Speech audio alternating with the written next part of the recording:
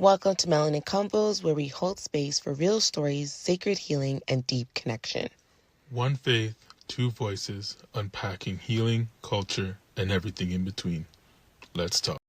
Welcome back to Melanin Convos. Today, we're going to talk about grief, what it means to grieve a life that you dreamt of, what it means to be fulfilled with your life. And I think we could talk about this on two spectrums, what that means as someone who is of faith and someone who isn't right now, or not right now, but recently, Tracy Ellis Ross did an interview with Michelle Obama and her brother. And this clip has been circulating around about her talking about grieving the fact that she has grieved or is grieving the fact that she isn't married or she doesn't have children, and just not dreaming bigger. She says that she could have dreamt bigger of her life, but she also makes the point of saying that even though I do grieve not having a spouse and children, I still wouldn't want to pick the wrong spouse. I wouldn't be coupled for the sake of being coupled. Right.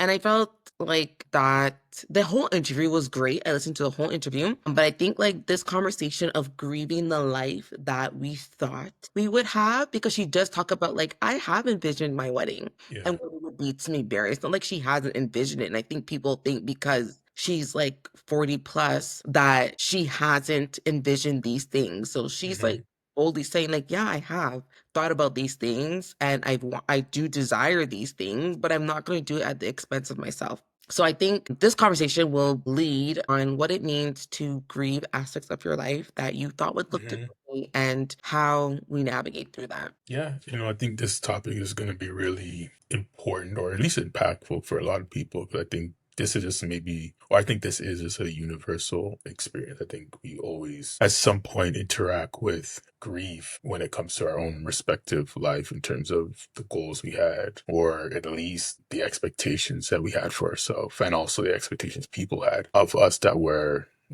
communicated, whether in a healthy or unhealthy way. So I think that aspect of grief on a whole is just something that we always, or have been always, just interacting with as young as you could possibly think, so to say. Yeah. Yep. And I don't think we really are given the tools or the language or even the space to grieve things that aren't death.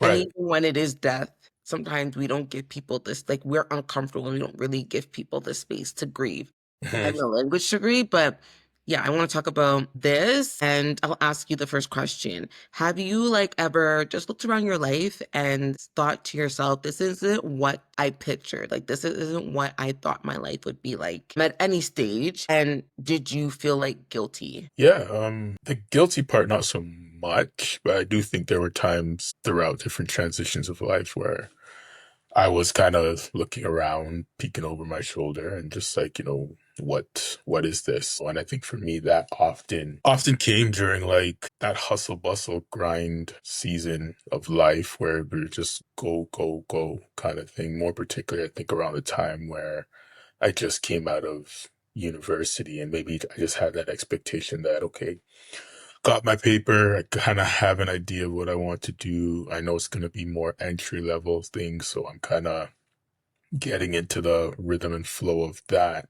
But in the same breath, thinking about, okay, well, there must be more to life than this, or this is just a really long process and whatnot. And I think for me, that's kind of what I experienced. And it came with that aspect of yeah, what's next? How do I pivot from this?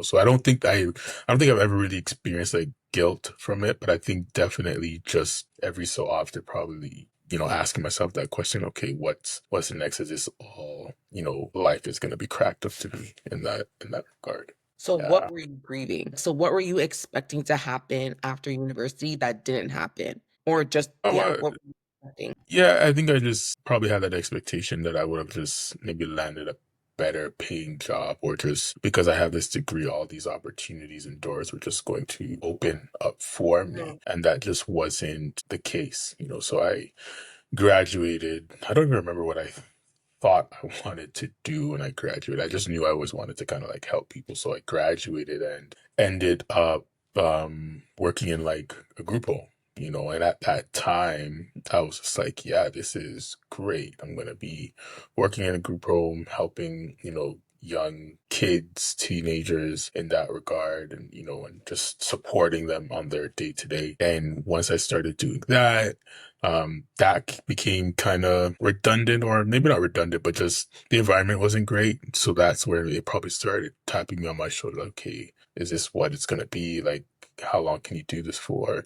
And then I was able to like get into the school boards and start doing that. And, that lasted, or that went well. It lasted how long it lasted. And I think that went well. And I think getting into school board, I kind of felt more, not accomplished, but more stable, so to say.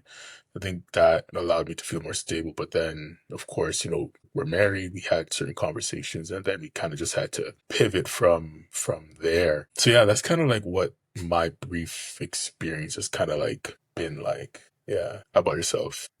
For myself Hmm. in communications. And the reason why I didn't imagine it because I didn't know it exists. So I Right. agree sometimes the not knowing and not having, I guess, access to information or people who Hmm. had access to that information to guide me through seeing what my options were. And I think part of that is also the pressure of when you're done high school, you're going to university, and whatever you pick is what you're going to be. So not there not being a lot of opportunity to explore, and that being normal, right? Hmm. And I Hmm. grieve that part, because I think had I had the opportunity and guidance on, okay, like explore, go to internship, Hmm. go to people's jobs, research things without rushing to pick a career, I think maybe I would have probably done something completely different. So I do grieve that sometimes. What would you have done differently? Well, I mean, like we've talked about this. Like I feel like even I listened to Amanda Seales' interview one time, and she talks about like what she went to school for and how she basically like built her own master's program. I was just like, whoa, I didn't even know that was a thing. Like I probably would have done one of two things. Either went into policy Hmm. and policy around like education, or I would have been a journalist and I would have specialized in, yeah, I would have, and music. I probably would have been a journalist, specialized in music, and been able to do a lot of, I don't know, like commentary or like PR things as it relates to hip hop culture, like speaking to that, documenting, researching about hip hop culture. Hmm. One of those two things I would have done. And yeah, I didn't know those. I didn't know that those were Jobs, careers. for Yeah. me, yeah, even things that, yeah, were doable. Yeah. Or even allowed to do. Yeah. Yeah, so they were it wasn't one of the teacher, doctor, lawyer, Lawyer, firefighter, police and the other one officer, all the didn't have a things. good job. So it's like, okay, what do I do? So I do definitely, I do grieve that. I do think that part of imagining life, Hmm. like the grieving about imagining like what your life would be like, is influenced obviously by a lot of sectors, like Yeah. culture, like society. If you do belong to a faith group, your church, your Right. family, Family. Yeah. like all of those parts of your identity, who you are, speak really loudly in how you Hmm. make decisions for your life and how you are able to grieve or even consider something outside of those boxes. Does that make Hmm. sense? Yeah, no, absolutely. Yeah, yeah, yeah. 'Cause I think those, if we really think about it, the aspect of a person, though there are major, we'll say institutions, so that kind of govern a person's lived experience to a way. There is the family, there is the church, there is um school and education system, there is the culture. So like those things are naturally going to govern the path an individual takes and grows up in.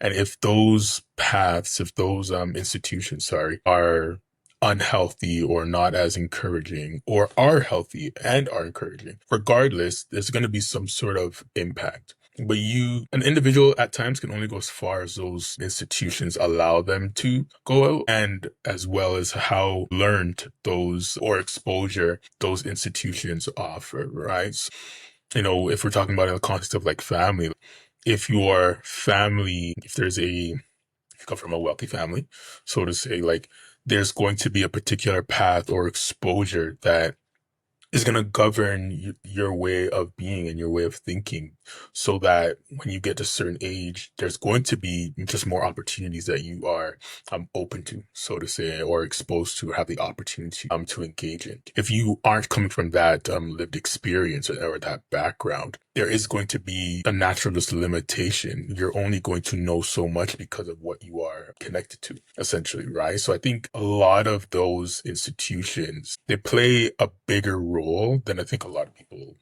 think or give credit to. Yeah, I agree. I would also add even like how much you were allowed to take risk. I was listening to Hmm. Dr. Becky yesterday, and Hmm. Hmm. the conversation about like risk taking and how much as a child or a teenager or young adult you were allowed to take risk, knowing Hmm. that my parents, my church, my family, my community would still be there. Yeah. And like, to what degree would you be ridiculed or supported when taking that risk, right? So I think Hmm. a lot of us, especially as like a first generation Canadian, for our parents, there isn't a lot of opportunity to take risks because there is no one to fall back on, right? Right. Right. Like our parents, when they immigrated here, there's not a lot of opportunity to take risks because there's no one else here to help support them. Whereas when we look at like nepo babies and like people who are wealthy, like they can take a lot of risks because Hmm. they one have the finances, they have the family, they have the support, Hmm. and society almost like expects them to take risk Hmm. and explore and weigh options. Hmm. Some cases like these kids are not able to do that, they just have to follow a path.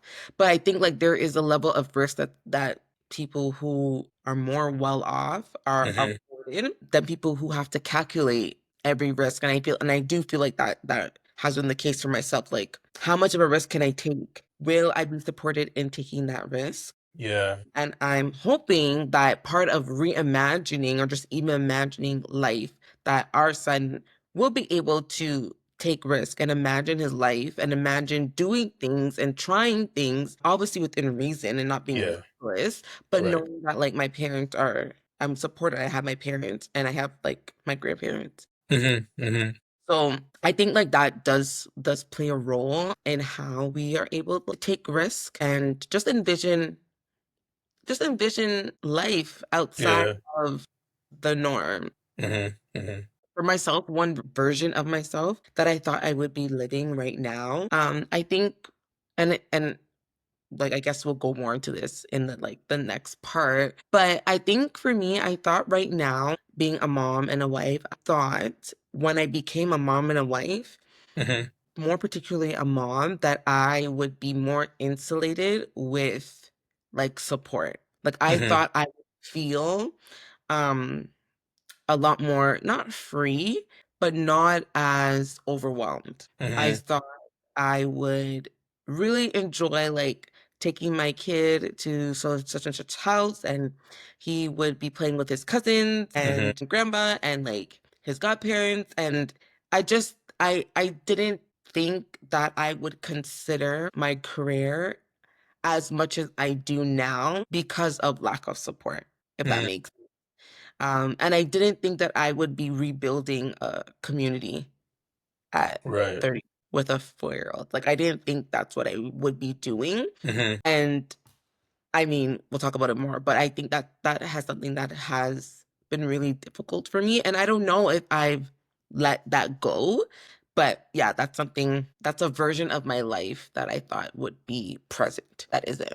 So is it the aspect then that with what you're grieving, do you think there's opportunities for that? So like in you having to rebuild or finding yourself to rebuild that, do you think that that's going to be attainable, or is there like an expectation you have in this rebuilding process of what, yeah, is there an expectation? And is that expectation what you envisioned, or is it what you had before that you want to like replicate? I think I want to replicate what I had Hmm. before. I think like I don't know if you've seen these videos about you talking about like you build the village before you need the village. No, I haven't heard. This So sounds like familiar, but I don't think I've so seen there's it. like conversation about like being a villager and like what it Yeah, means yeah, to be part of a village. And like right. it's really mostly on TikTok, but like people having commentary about you don't build the village when you need the village. You start building, you should be considering the Hmm. village when you don't need the village. So you should be Right. contributing to the village when it's not your turn to put to withdraw from it.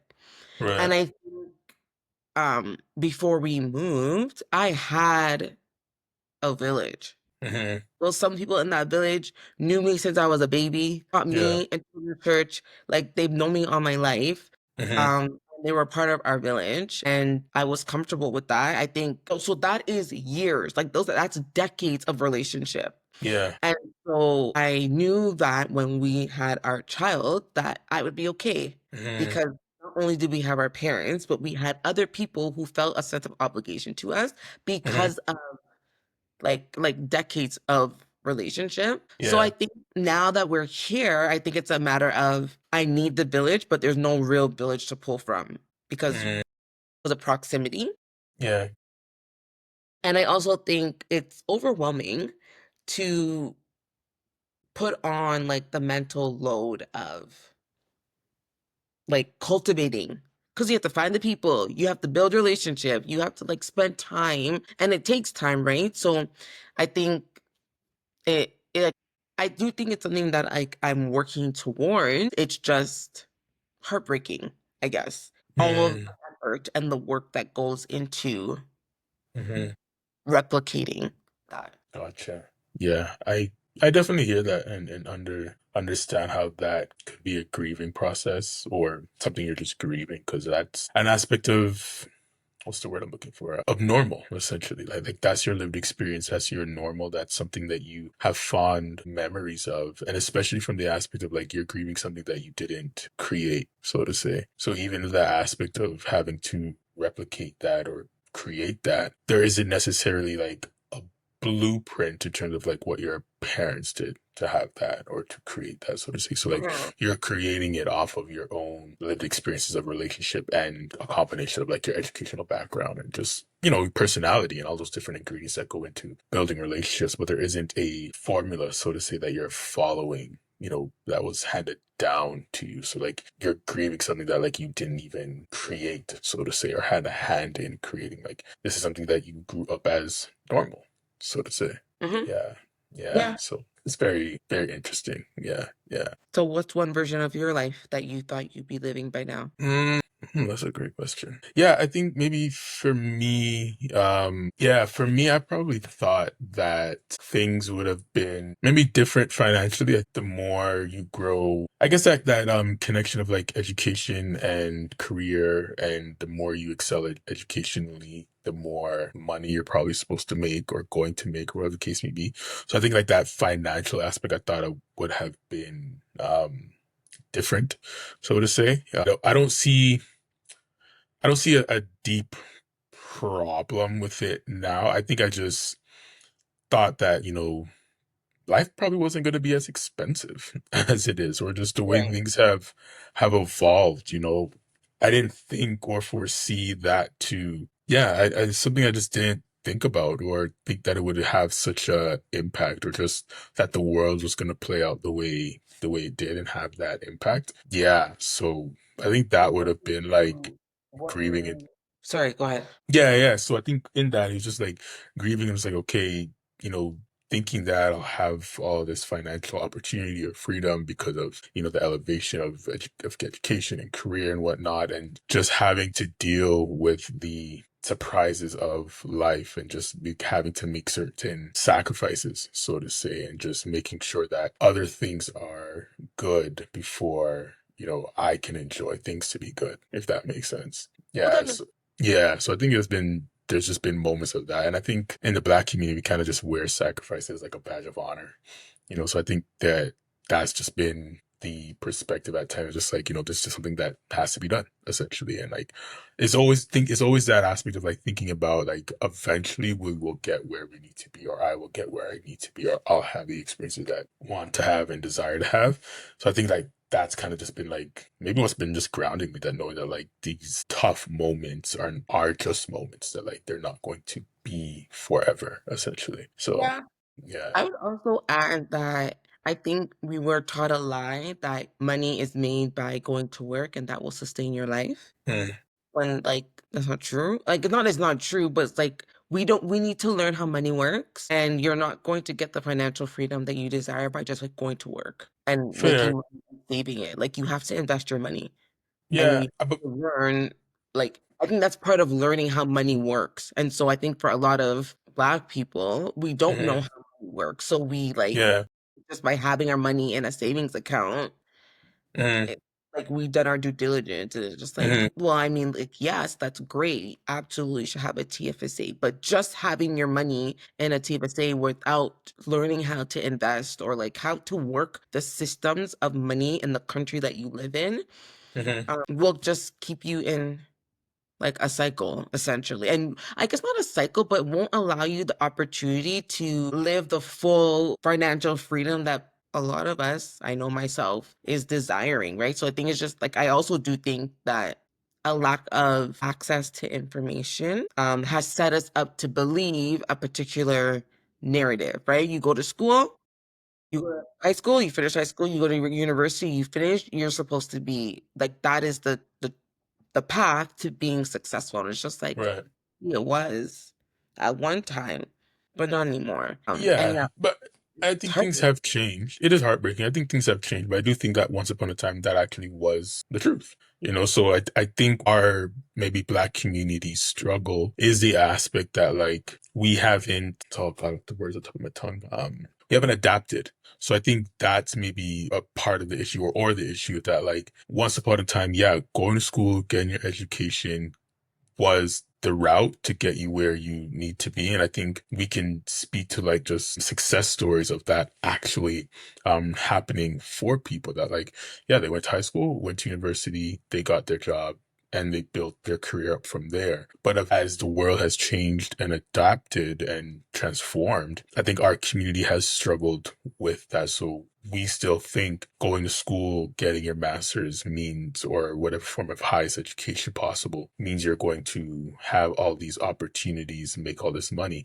And there's still truth to that. Like you have that opportunity and potential to do that, but it's not something I would say probably guaranteed as it was maybe like 20 years ago, so to say, or maybe even like 30 years ago. So I think there is like truth to it, but I think that truth has dissolved a little bit or lost some weight in that regard. Right. So yeah, I just think, yeah, that's probably something to speak to. Yeah. Yeah, I see that. Just going back and like reflecting on Tracy Ellis's vulnerability around not Hmm. being a mom and like reimagining womanhood. Hmm. I think I can speak on the grief that can be experienced when choosing joy or choosing yourself. And the reason why I think I can like I think we can both speak to it from a different angle. Because obviously I am married and I have a child. So I don't know her grief, but I think I can speak to the part of like choosing joy in the sense of we made a decision on our family size, right? Hmm. Like Hmm. decided that this is the size of our family, and regardless of societal, religious, family, friend pressure, we have Yeah. decided this is what we want for our family because I'm choosing Nikita, and Right. I'm choosing joy.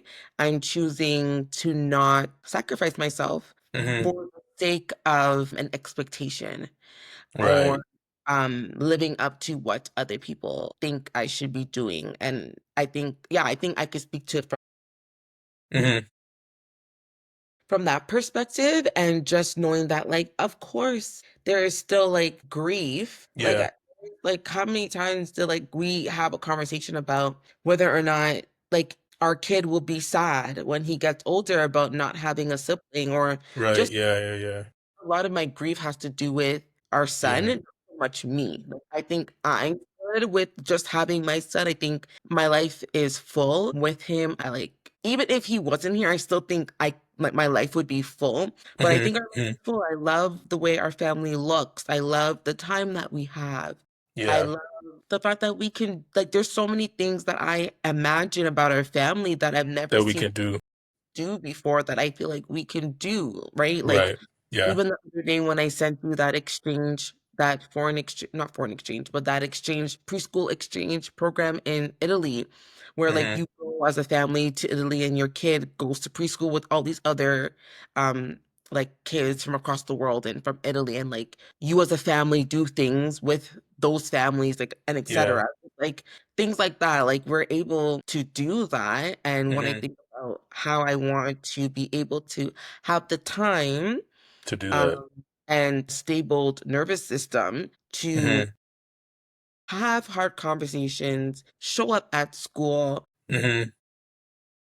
I don't know. It's just, I feel like it's just something that I've had to reimagine of how I show up as a parent, how I disciple my son. And I'm okay with it just being him and it just being us. Do I grieve the fact that he won't have a sibling?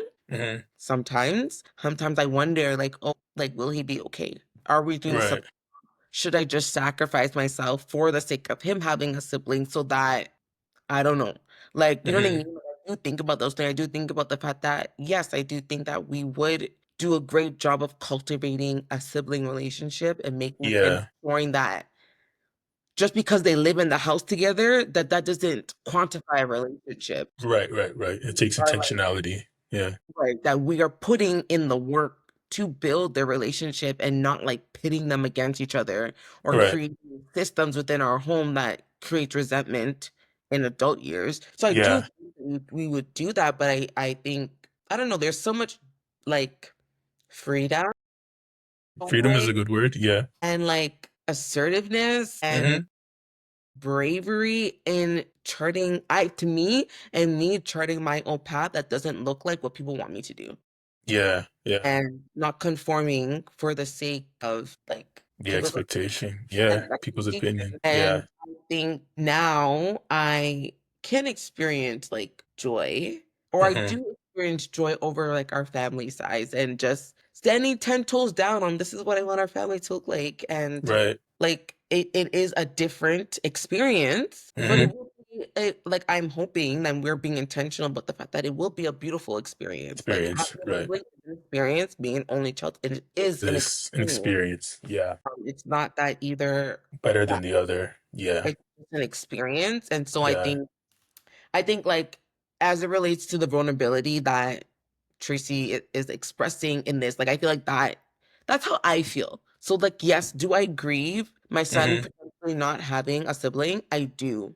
I do grieve the fact that yes, we probably would have done this really, really well. I Hmm. don't think about who Hmm. would Nikita be if she had another child, Another because child. the systems that are not in place for us me to strive in doing Yeah. that, and is that something that I want to sacrifice? Because I also Hmm. think about just in life we Hmm. we have to pay our dues. We pay for it either Yeah. at the There's a cost for back. everything. Yeah. There's a Yeah. cost There's a to cost for it. everything. So like it's just a matter of where do you want to pay your penalties? You want to pay Right. at the front end or the back end, right? Right. And so I think I paid my penalties at the front end. And I'm okay with that. And Hmm. yeah, like and I would also say I am open to changing my mind. Like Hmm. if we decide in 5 years from now that we want to expand our family, like I am not. I'm gonna put a disclaimer. It's gonna take the prophet to come and speak directly to me for that to happen. I am absolutely okay with the three of us. I'll say that. I am okay with the three of us as well. But what I'm saying is I'm And okay with I'm not changing my mind. That's what I'm saying. I ain't changing my mind. room for us to be able to change our mind. Like if Yes, we decided five go years ahead. we do want to expand our family, then okay. We'll buy a dog. We'll expand the family, buy a pet, buy a fish or a lizard. But no, to your point, I get it. I understand that aspect of like wanting to change your mind. I think for me, on the other side of like being a black male, being a husband and all of that, there's just a privilege that I have that like with her interview, I absolutely could understand, but I can also see not see myself, but just that aspect of like I don't have to think about that in Yeah. some regards. Like I don't have to think about Right. that. I But don't have to. do you not have to think about that as just like let's add the caveat of you being a Christian. Do you think that you don't have to think about that as a Christian man? About being man? No, I think in that context is slightly different. I do think that the privilege of a black male or of a male overall is not spoken enough or at all when it comes to the Christian circles. I don't think your privilege as a male is spoken enough. We're seeing it acted out a whole lot, but we're not seeing it talked about enough in healthy spaces through that lens of like being a Christian man, like, yeah, absolutely, there is a pressure there to be married, especially if you're like in ministry and all of that. But that pressure compared to a woman, especially a black woman, does not compare. The scale is drastically unbalanced in terms of that pressure a black female receives compared to a black male. So like even in her interview, I can understand, but I can also say like, yeah, that won't not that that won't, but I can't say that's my experience, just as a black male, like that is in my experience. So like even as you were speaking and just like the things that you have to unfortunately deal with or experience, that also is in my experience. And I think In terms of like, yeah, I think like just in right now, just like the pressure of even like expanding family and everything. I think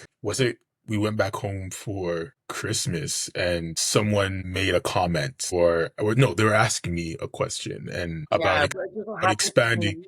Yeah, it just happened that to be me and reflecting on that in real time. Like, I think that was my first ever experience of someone ever really saying that directly to me. Like, I think I've been in spaces where I may have heard it or it was said, but it wasn't said like directly to me. So like, this was like my first time ever having that direct conversation of like, oh, are you going to expand your family, whatever the case may be. Someone that and I have a context, someone that I am not in relationship with, so to say, Mhm. coming to say that, Yeah, but I brought that up just in the context of like, yeah, and our son is going to be 5 this year, and this is the first time this has actually happened to me. And oddly enough, yeah, I no, guess in that and way. yeah, in context of like someone out there we're not in relationship with, Okay, okay. coming and saying that, whereas if we're compared to you, like I think you've had both experiences of like people you're in relationship with and people that you don't know them from the bottom of the ground coming and saying something to Yeah, you in subtle ways or the case may be. So I think that just speaks to the overall like of just what that looks like. So and to the point of just like how grief is constantly going to be in the face of a black woman compared to a black man. Not to say that it's not in the face of a black man, but it's just different in that regard. And with yeah. that difference, it could be just more intense, so to say, for a black woman compared to a black man. I think men aren't really taught to be introspective. Right, Like they right. don't have to sit and consider like their thoughts, their feelings, how what they said make other people feel. Like they aren't really taught to do that. Mm-hmm. And I've read something, and I've heard people talk about it, where Mm-hmm. little boys would experience their first heartbreak before little girls do. Mm.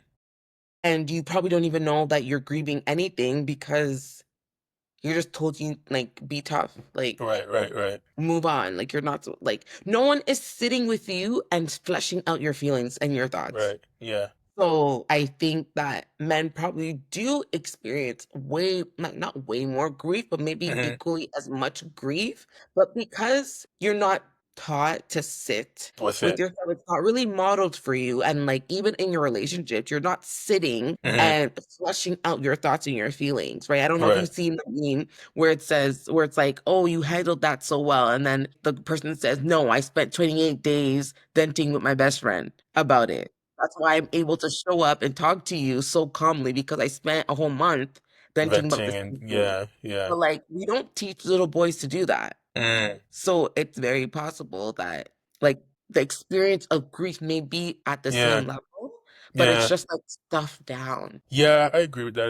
I do think that there isn't that educational piece or just that those lessons, in terms of just like dealing with your emotions and just what comes up for you and how you process it, or just, the famous caveat of like Right. sitting with it. I do think that's a very real experience for a lot of men, and I think the only way we can change that is when we start doing that for ourselves and not passing that down to our children. I think that's the only way it's going to change. And I know for me, that's one of the things that I strive to do, with our son under the aspects of like getting him to use his words when what he's feeling, and that starts from like the top of the day right throughout the Yeah. day. So like even in our, in morning routine, we ended out with a prayer, and a part of that prayer is just like, help me to express myself when I'm happy or when I'm sad. Help me to use my words when I'm happy or when I'm sad. And just like helping him by giving him language to express what he's feeling. And then on the back end for me is just like being aware of when he's potentially feeling something and may potentially also just be stuffing it down or ignoring it. And I think like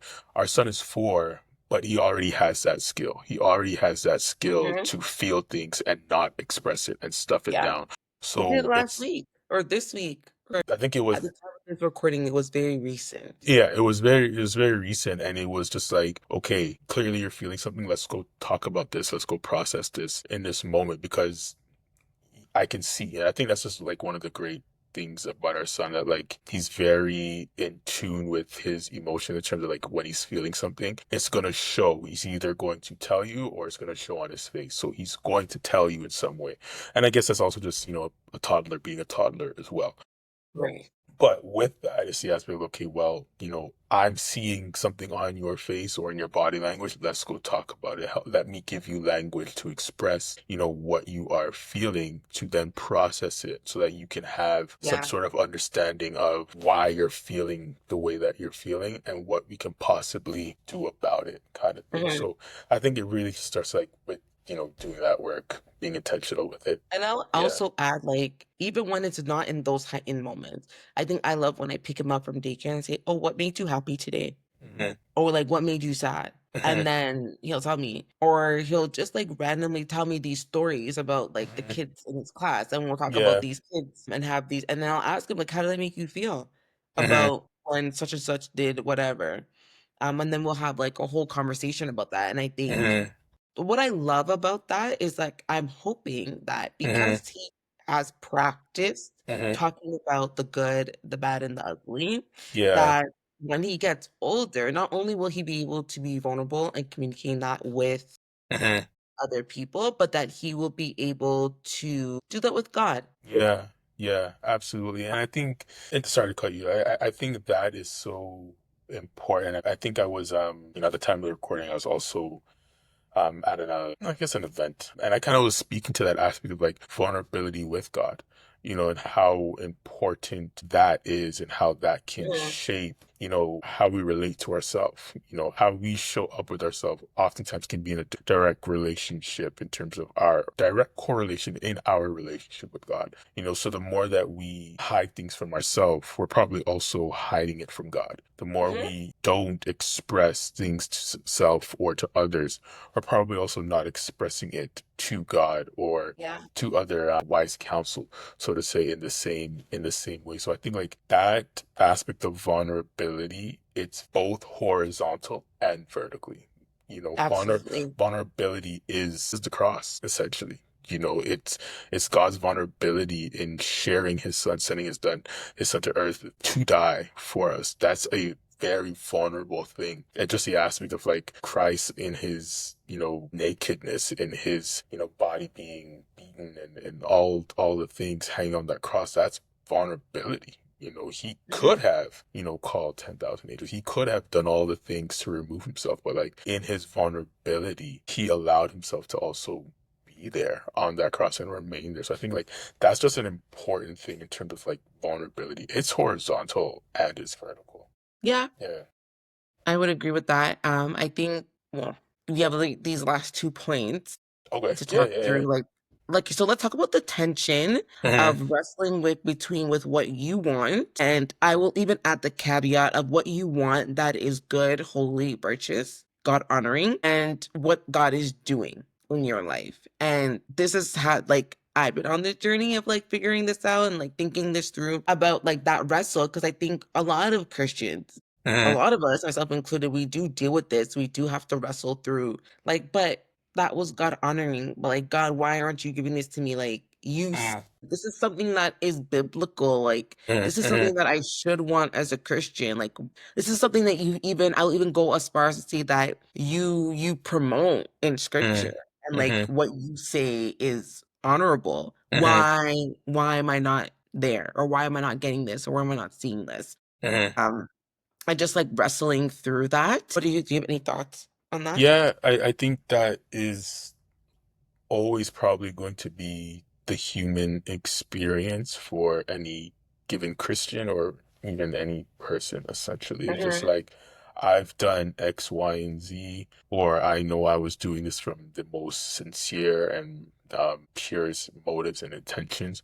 Yeah. Why did this still not work out the way that I intended it to work out? And I think it's that part right there. It's the way that we intended it to work out and not the way God intended it to work out. All right. So I think that in that aspect, it's understanding that even our good intentions have to be submitted to God. Even Yeah. our good intentions have to be funneled through the lens of scripture or through the lens of the character of God and through the lens of his standards. Because like at the end of the day, we're human. Our heart is still deceitful. Our heart can still lead us astray. So Hmm. even the good things that we are doing, even the good things that we think we are doing, all the things that we're doing with our hands, the projects, the events, all of those things that we're saying that like are good, it could still not be good. Things can still not work out for us. I think a part of that struggle, it's then the aspect of like we're questioning God. And I think it is healthy to ask God questions and to process and explore things with God. I think it can become a bit blurry or unhealthy where we feel that God should have done something that he didn't do. Right. I think that's where it can get a bit unhealthy or blurry in terms of just like viewing ourselves as high and mighty or deserving, or whatever the case may be. So I think that's just a part of it. But I absolutely agree. I do think that like it's important that we submit everything to the Lord and even our grief. Like God's not afraid of our grief. Hmm. Right? He's not afraid of our tears, our weeping, us, expressing, lamenting, all of that. He's not afraid of that. I Yeah. think it's healthy for that to happen. But I think that just ties into the aspect of vulnerability that, like, even when God disappoints, where are you bringing that disappointment? Are you bringing that to God or are you bringing it to other things or other devices? Yeah. Yeah. I often think about like the will of God for our lives. Mhm. Like, and how much do we consult him about Mhm. his will for, because it may not be the will of God for someone to, like, and I use this example all the time. It may not be Mhm. the will of God for your life right now in this season to own a home. It doesn't mean Yeah, that yeah, owning a yeah. home is not good. It doesn't mean Right. that it's not God honoring. It just may not be the will of God for your life right now. But Right. because we're not consulting him about that and we only see it as something good and holy, Mhm. we are like, God, why are you not giving me the house? Yeah. Right? But that may not be God's will for you right now. And because you're so like fixated on this one thing, this one experience, you're not eyes are not open to see Mhm. all the other ways that God is pointing you to what he is calling you to or what his will is. And I think sometimes I think we think God is like not speaking, but he's always speaking. Just Yeah. are we asking God to have our eyes and our heart open to see what he is saying to Mhm. us? Acknowledge that he is actually speaking to us and he's making himself clear, but we're not open because we have Mhm. filters Mhm. on that say that this is one way and it has to be this way. Mhm. And don't miss here. Like I'm not saying our desires for family, house, car, promotion, look like I'm not saying that these things are not good and they're not God honoring and God is not pleased. Right. Yeah.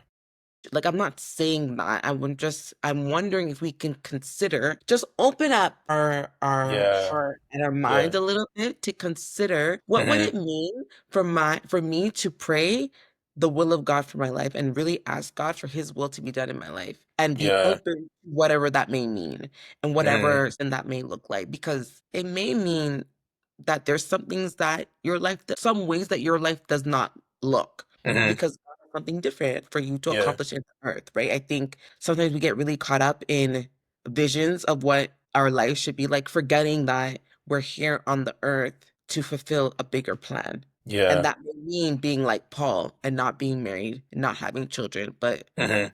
the gospel. Yeah. I absolutely agree with that. Yeah. I think that was beautifully said. And yeah, I think it's just, yeah, I love that. That was great. Good job. Yeah. Yeah. How do we heal? So, Like, how do we name these things? yeah, I think I can't help but just point it back to vulnerability. I think it's just like in order to heal, there's going to be an acknowledgement. And Mhm. that's even something like I say to some of my clients at times that like I'm gonna get you to acknowledge out loud some of the hurt that you're experiencing or some of the things that you want to heal. Like there is a psychological, I don't even know what the word how to describe it, but there is a psychological connection to the like things out loud essentially for yourself. And I think it's gonna be really I think even biblical. yeah, even biblical. Yeah, yeah.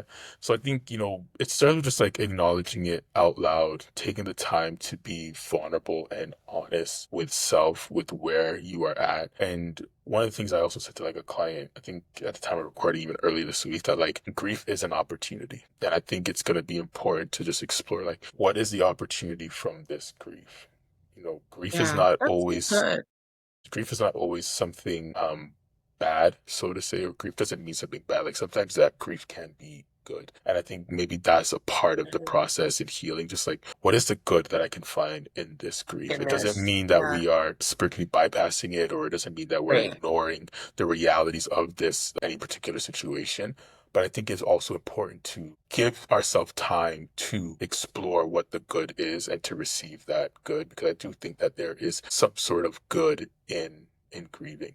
There is some sort of good in the grieving process. So yeah, I think, grief can give us that opportunity to show up in unexpected ways. I think grief does naturally do that. It's a relationship we've been having, whether we want to believe it or not, for a very long time. Yeah. And I think is healthy and possibly even time, to form a healthier relationship with grief. So yeah, I think that is something to just ponder over and Mhm. yeah.